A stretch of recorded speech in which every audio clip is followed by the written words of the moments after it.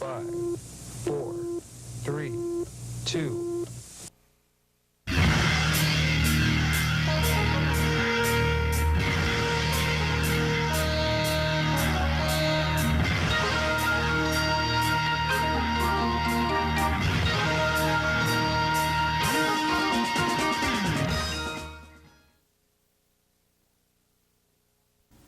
Good evening.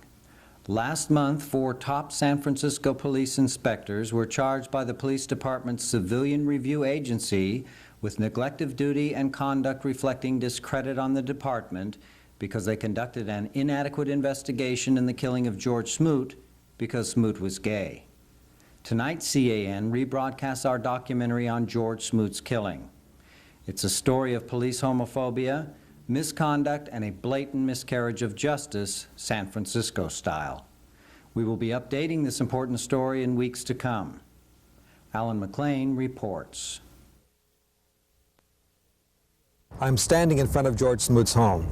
On November 28, 1987, George Smoot was brutally stabbed to death by the 17-year-old son of a neighbor who plunged a butcher knife deep into his chest.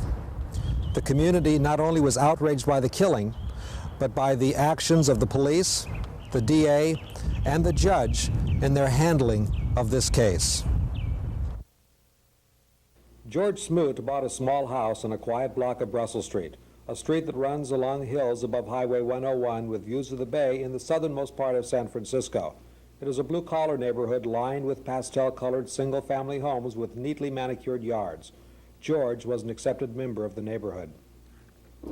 This neighborhood is essentially composed, I think, of people who have been here for quite some time, in cases 20 years or more.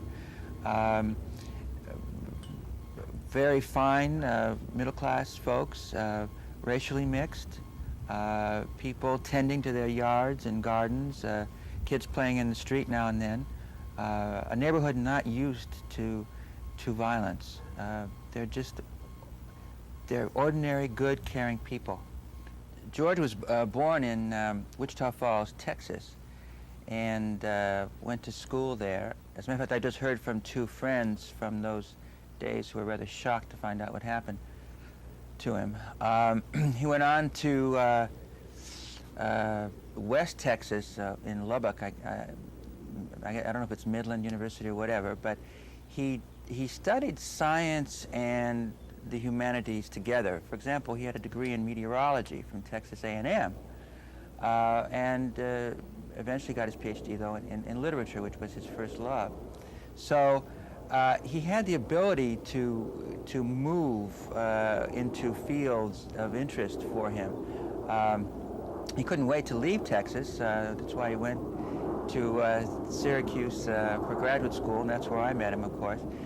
We shared so many things together, mutual interests, things that he really did and achieved. I think if the camera could move around here a little bit, you would see the garden and the deck that's back here that was created out of jungle.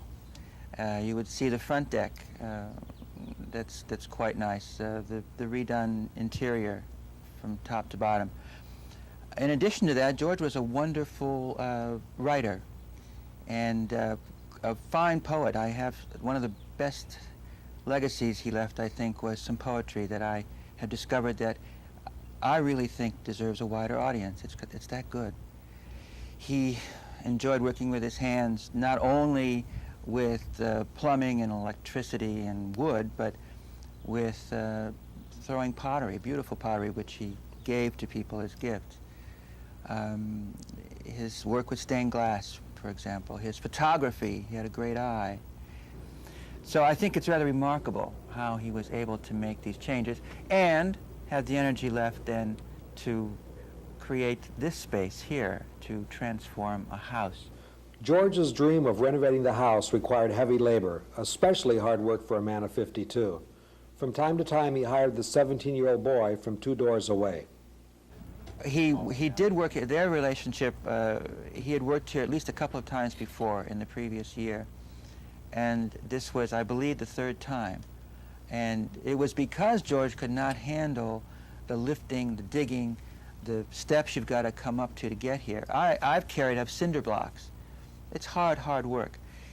He simply didn't have the strength sometimes to do all of the work that had to be done, the heavy labor. And that's why he would employ the kid. On the day of the killing, George hired the young man to work in his yard. On his front deck at approximately 7:30 p.m. that evening, Smoot was stabbed in the chest with a butcher knife by the youth. Hearing Smoot's screams, neighbors ran to help.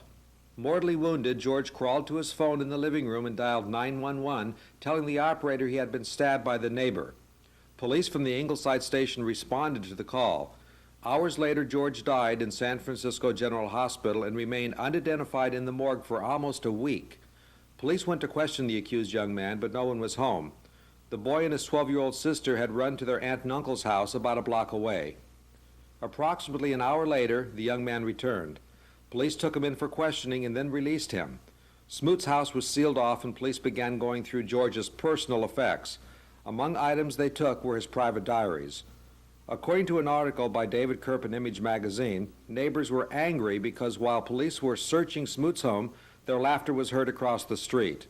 A husband and wife who lived next door and heard the laughter called Community United Against Violence, an organization founded to help prevent violent crimes against gays and lesbians.